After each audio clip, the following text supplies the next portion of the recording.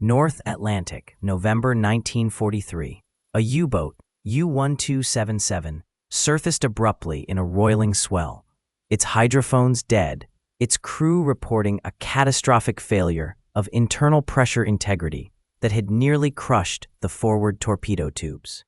Damage reports later detailed structural fatigue consistent not with depth charge impact, but with sustained, intense, low-frequency vibration, an anomaly that defied conventional naval engineering explanations and threatened the operational readiness of the entire submarine fleet.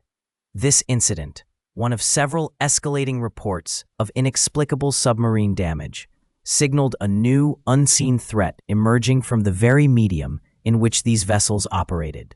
The British Admiralty, facing an escalating attrition rate of its own merchant convoys and a mysterious new class of U-boat failures, tasked Dr. Alastair Finch, a theoretical physicist from the University of Cambridge, with unraveling these perplexing reports. Finch, known for his unconventional approach to fluid dynamics and his prior work on acoustic resonance in aircraft structures, was initially skeptical. The prevailing understanding of ocean waves classified them as surface phenomena, their energy dissipating rapidly with depth, posing no significant threat to submerged, hardened hulls.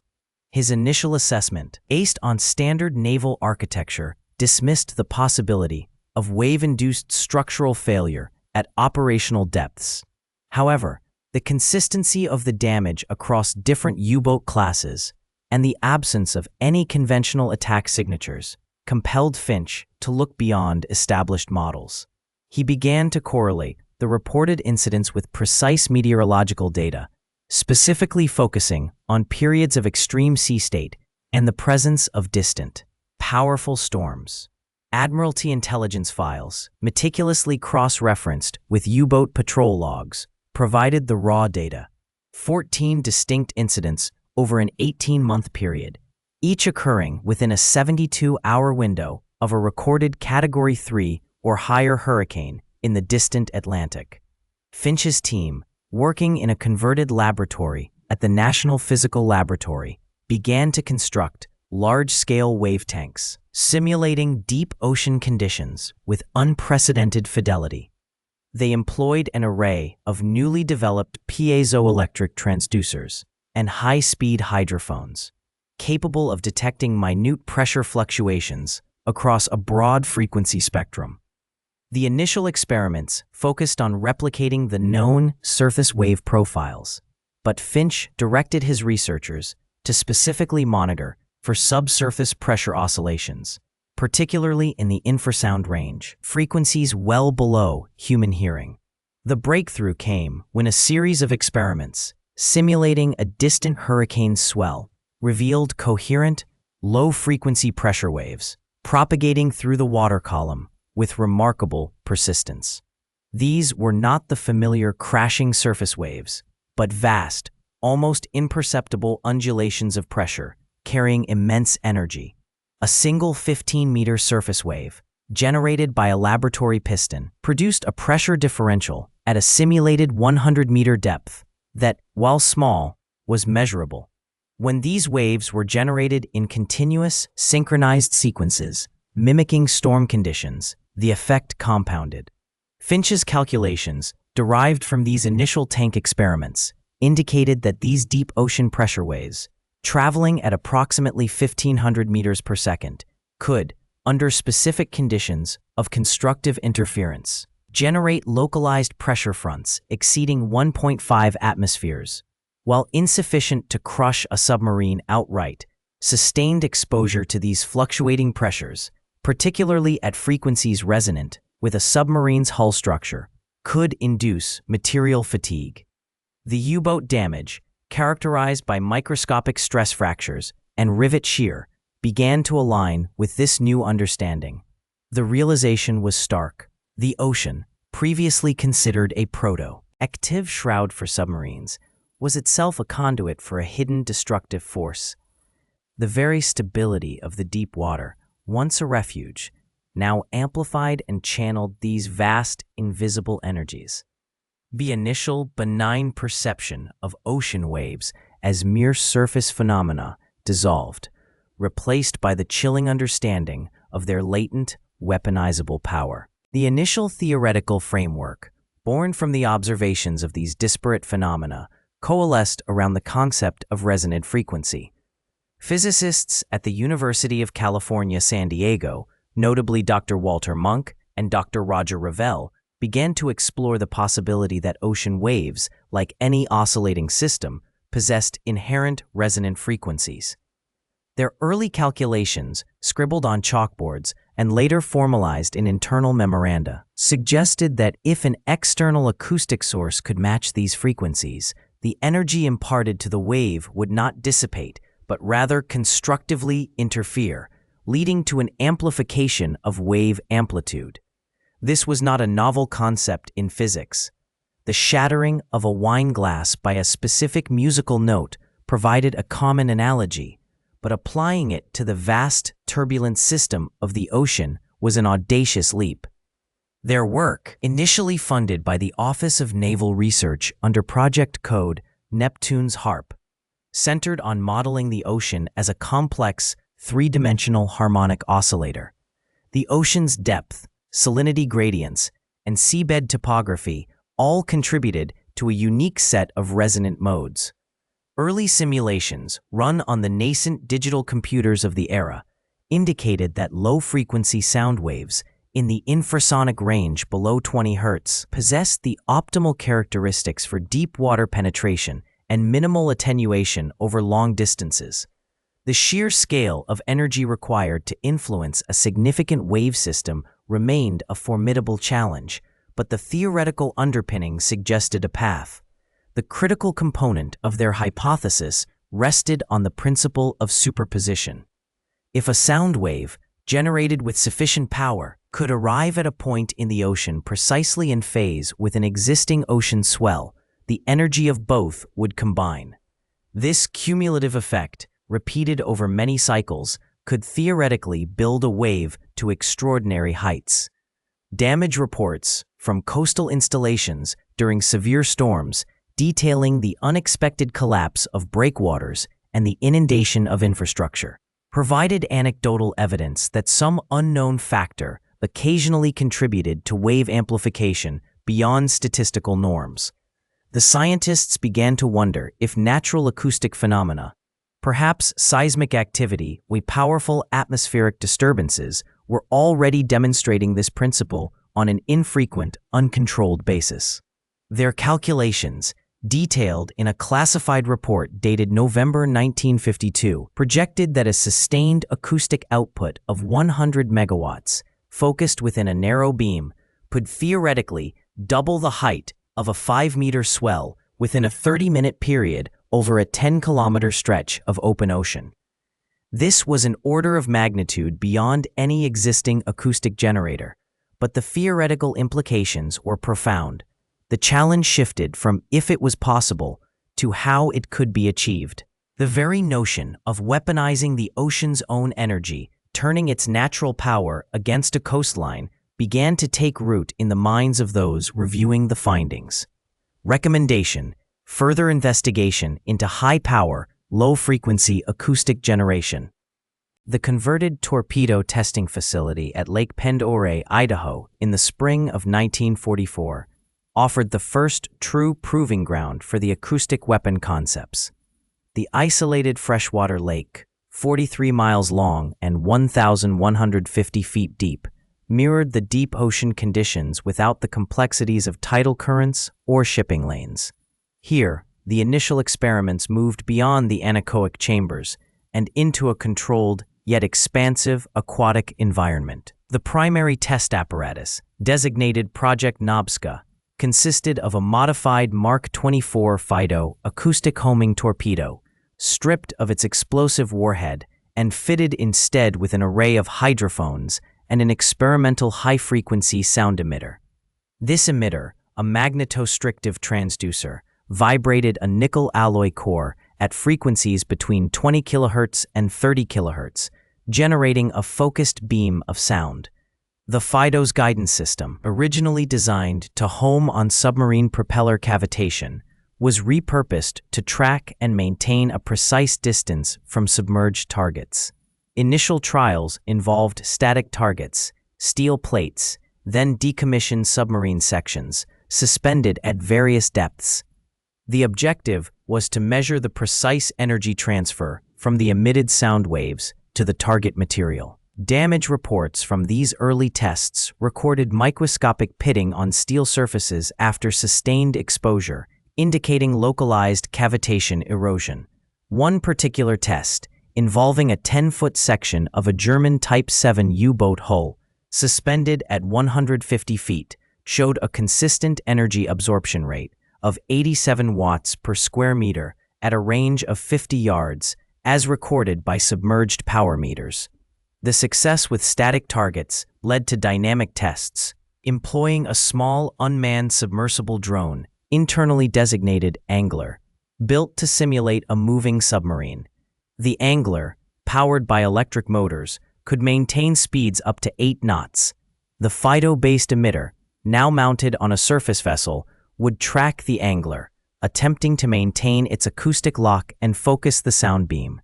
Hydrophone arrays, positioned around the test area, measured the sound pressure levels impacting the drone. These dynamic tests revealed a critical challenge: maintaining a consistent acoustic focus on a moving target. The Angler's movement introduced Doppler shifts and required constant adjustments to the emitter's frequency and beam angle. Data logs from the tracking system showed that the FIDO's repurposed guidance could maintain a lock for an average of 4 minutes and 17 seconds before losing track, a significant limitation for sustained energy transfer.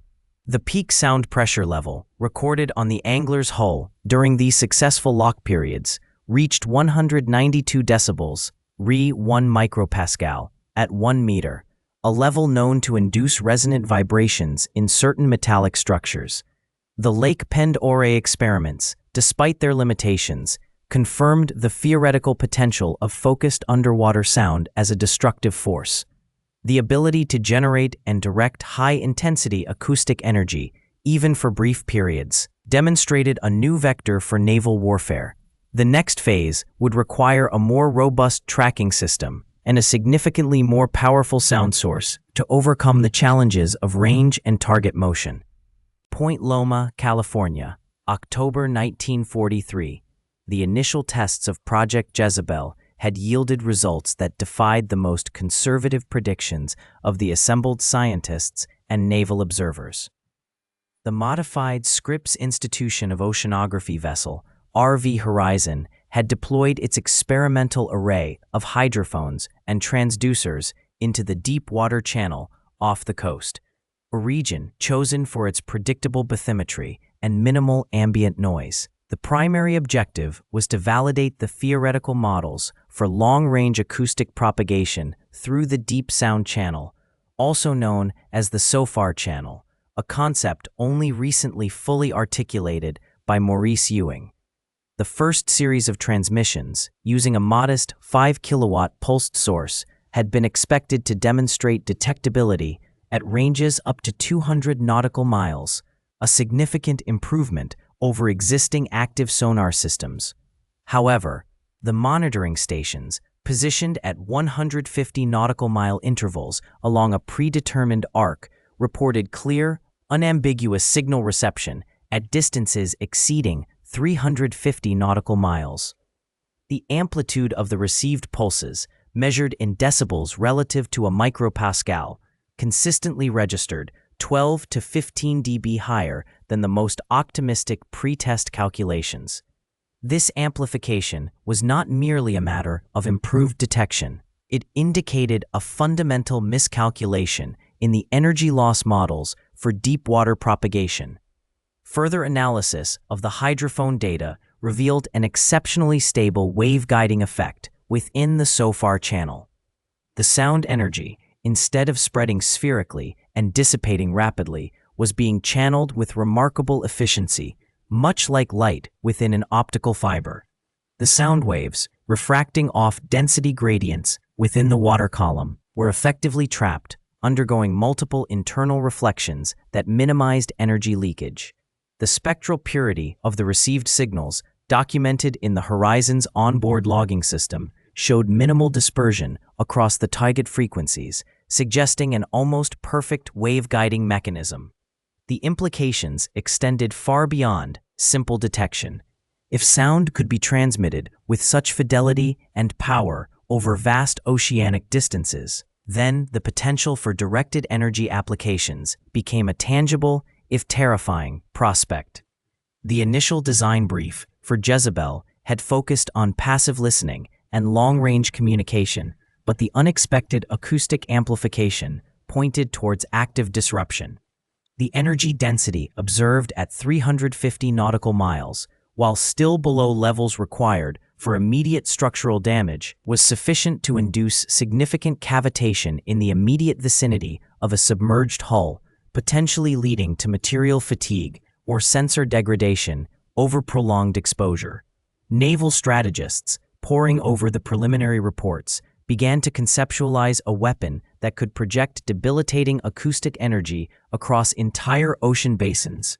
The notion of an acoustic wall, or a sound barrier, that could render vast stretches of ocean impassable to enemy submarines, not through physical obstruction, but through sonic assault, began to take shape. The raw power observed in these initial tests, a power that had been entirely unforeseen, suggested that the ocean itself could be weaponized, its inherent properties turned against those who navigated its depths. The conference in Woods Hole concluded with a palpable shift in the atmosphere, a quiet hum of revelation replacing the earlier academic discourse. Dr. William F. G. Swan, director of the Bartol Research Foundation, had presented his latest findings on the propagation of extremely low-frequency acoustic waves through varied water densities, demonstrating how specific resonant frequencies could induce localized cavitation in saline solutions. His experiments, initially focused on seismic imaging, had inadvertently revealed a mechanism for energy concentration far exceeding conventional estimates. Swan's data charts, projected onto the screen, showed a clear correlation. A 10 Hz acoustic pulse, when directed at a specific angle into a water column of 150 meters depth, produced a measurable pressure differential of 1.2 atmospheres within a 5-meter radius. This differential, though brief, was sufficient to rupture the internal structures of small marine organisms. The implications, initially dismissed as an interesting biological anomaly, began to coalesce into a more unsettling pattern. Dr. Maurice Ewing, head of Columbia University's Lamont Geological Observatory, approached the podium, his usual jovial demeanor replaced by a somber intensity. He presented a series of bathymetric charts overlaid with Swan's acoustic propagation models, demonstrating how specific underwater topographies could act as natural waveguides, amplifying and focusing these low-frequency emissions. His calculations indicated that a strategically placed emitter could, under optimal conditions, project a focused acoustic field over distances exceeding 50 kilometers with only a 30% attenuation rate. The strategic implication was stark. A hidden emitter, utilizing the ocean's own geometry, could generate localized destructive forces. A preliminary damage report, compiled from naval exercises involving controlled detonations, suggested that a sustained pressure differential of 2.5 atmospheres could compromise the structural integrity of a submarine hull at depths up to 200 meters. The energy required to achieve this, according to Ewing's revised models, was now within the realm of achievable power generation. A quiet murmur rippled through the room as attendees absorbed the convergence of Swan's cavitation data and Ewing's propagation models. The theoretical possibility of a silent weapon, one that exploited the very medium of naval warfare, was no longer a distant abstraction. Dr. Leo Baranek, an acoustician from MIT, presented an analysis of material fatigue under pulsed acoustic stress, indicating that even sublethal exposures could induce microfractures in metal alloys. leading to eventual catastrophic failure. His report concluded with a stark recommendation: further investigation into defensive countermeasures is imperative. The focus of the discussions shifted from pure scientific inquiry to urgent strategic planning. The concept of an acoustic minefield, undetectable by conventional sonar and capable of crippling submerged vessels, began to take shape. The initial estimates suggested that a single emitter drawing 5 megawatts of power could establish a lethal acoustic zone of 10 square kilometers. The ocean, once a mere conduit for sound, now appeared as a potential battleground itself. Woods Hole Oceanographic Institution, Massachusetts, 1941. The initial inquiries into the propagation of sound through seawater, once academic pursuits driven by curiosity regarding the deep ocean's mysteries, began to coalesce with urgent strategic directives. The looming threat of submarine warfare, already a stark reality in the Atlantic, demanded a comprehensive understanding of the underwater soundscape. Scientists, many of whom had previously dedicated their careers to fundamental research in acoustics and oceanography, found their work abruptly reoriented towards immediate military application. The focus shifted from passive observation to active manipulation of acoustic phenomena.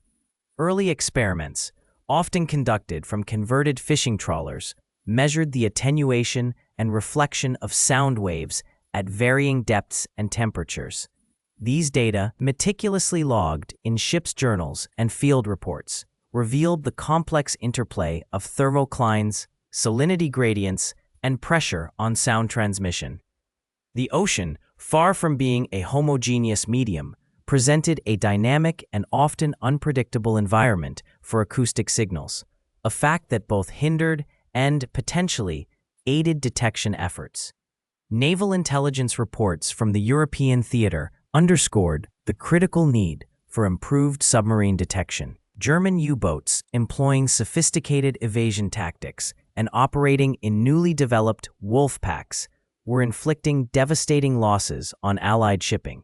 Existing sonar systems, largely rudimentary and prone to false positives, struggled to differentiate between submarine signatures and natural ocean noise. The stakes were clear. The ability to reliably detect and track submerged vessels would directly impact the war's outcome. The theoretical groundwork laid by figures like Maurice Ewing, who had extensively studied seismic waves, found new relevance. His understanding of how different layers of Earth transmitted vibrations was now applied to the stratified layers of the ocean. The concept of the deep sound channel, where sound waves could travel for hundreds, even thousands of miles with minimal attenuation, moved from theoretical possibility to a subject of intense practical investigation. Research vessels began mapping these channels, identifying their precise depths and geographical extents, data deemed highly classified. Production logs from laboratories at the Massachusetts Institute of Technology and Bell Labs documented the rapid acceleration of transducer development. Magnetostrictive and piezoelectric materials, previously niche components, were now being manufactured in unprecedented quantities. The goal was to create transducers capable of generating powerful, directional sound pulses and, crucially, of receiving faint echoes from distant targets. Early prototypes often failed under the immense pressures of deep ocean deployment, their ceramic elements cracking or their electrical insulation compromised by saltwater intrusion. The strategic implication of these advancements was profound. If sound could be precisely controlled and directed, it could become both a means of detection and potentially a weapon. The idea of using focused acoustic energy to disable or destroy enemy submarines, while still largely theoretical, began to circulate within high-level military planning sessions. Interrogation files from captured German submariners occasionally mentioned unexplained acoustic disturbances, though these were often dismissed as psychological effects of prolonged underwater operations or equipment malfunctions.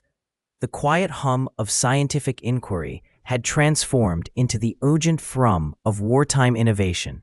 each discovery immediately evaluated for its potential to turn the tide. The North Sea, early 1944.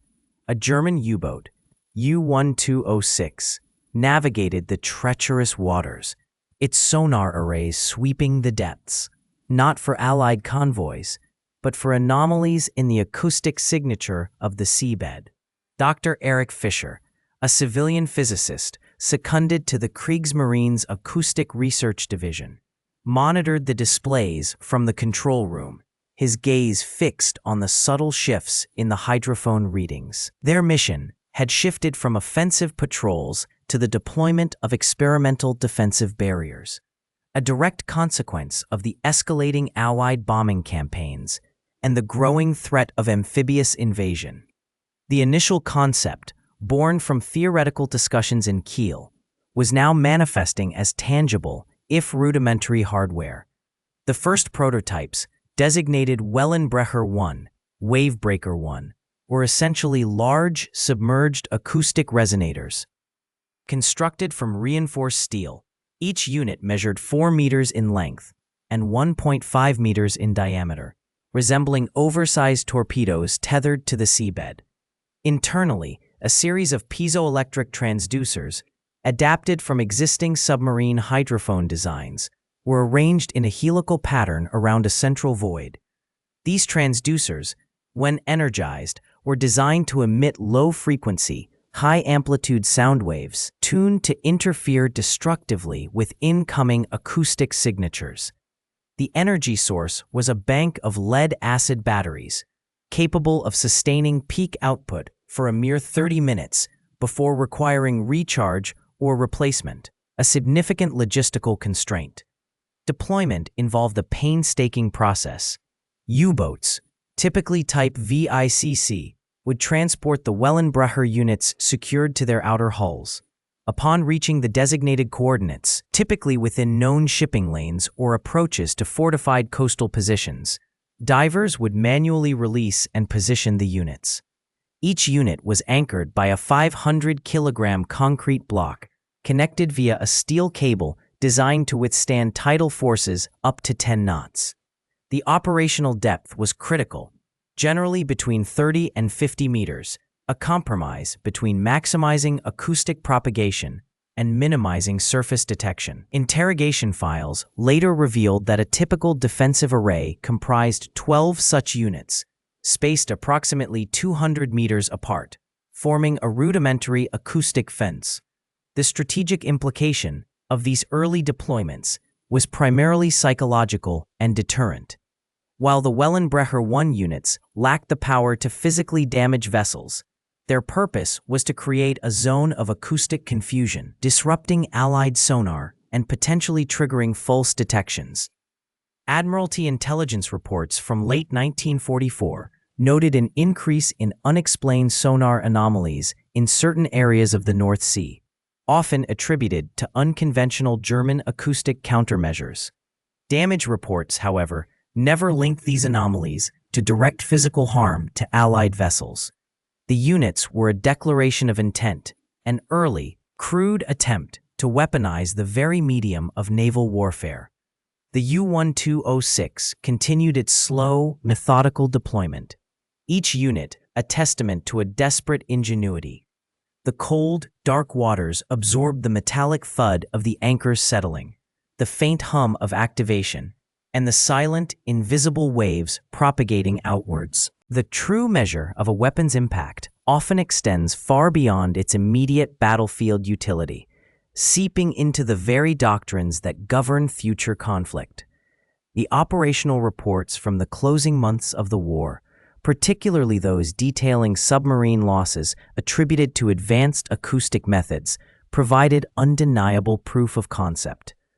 Naval strategists, previously constrained by the limitations of visual and basic sonar detection, now grappled with a new paradigm, an invisible, pervasive threat capable of denying vast swathes of ocean.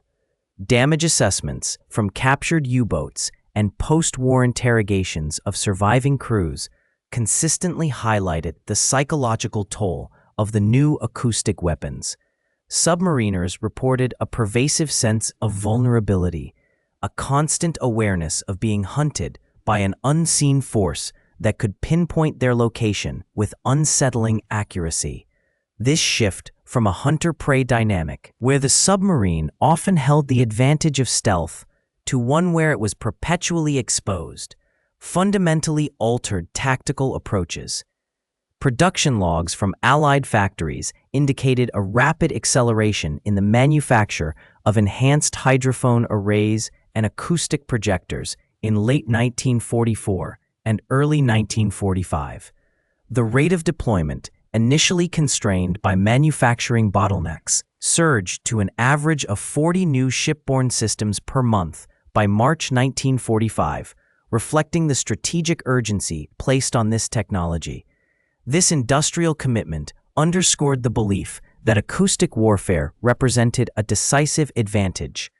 The post-war analysis of naval engagements, particularly those in the Atlantic, revealed a significant correlation between the deployment of these advanced acoustic systems and a marked increase in U-boat attrition rates. Admiralty records from 1944 to 1945 documented a 37% increase in confirmed submarine kills attributed to acoustic detection and targeting, compared to the preceding 2 years. This quantitative shift solidified the technology's place as a cornerstone of anti-submarine warfare. The ethical implications, while largely overshadowed by the immediate exigencies of war, began to surface in subsequent decades.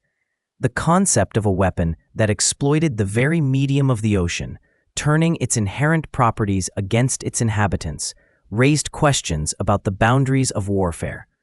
Unlike conventional explosives or projectiles, acoustic weapons operated on a principle of resonance and cavitation, capable of inflicting damage through systemic disruption rather than direct impact. Scientific papers and classified military studies in the 1950s explored the potential for acoustic weapons to cause widespread, non-lethal, yet debilitating effects on marine life and human physiology. These investigations, often conducted under the purview of naval research laboratories, sought to understand the full spectrum of acoustic energy's biological impact, from disorientation to organ damage. The findings, frequently classified, hinted at a broader, more insidious capability. The development of these acoustic weapons irrevocably altered the trajectory of naval research, shifting focus towards understanding the ocean as an active, rather than passive, battle space. Funding allocations for oceanographic research, particularly in areas related to sound propagation and marine acoustics, saw a sustained increase in the decades following the war. This institutional commitment reflected a new appreciation for the ocean's role in strategic advantage. The legacy also manifested in the proliferation of international treaties and conventions attempting to regulate the use of certain weapons, though acoustic devices often fell into ambiguous categories. The difficulty in defining acoustic weapon versus acoustic sensor or communication device created a regulatory gray area that persists to this day. This ambiguity allowed for continued research and development under the guise of scientific advancement. The silent, pervasive nature of acoustic warfare, operating below the surface and often beyond human perception, presented a unique challenge to traditional notions of accountability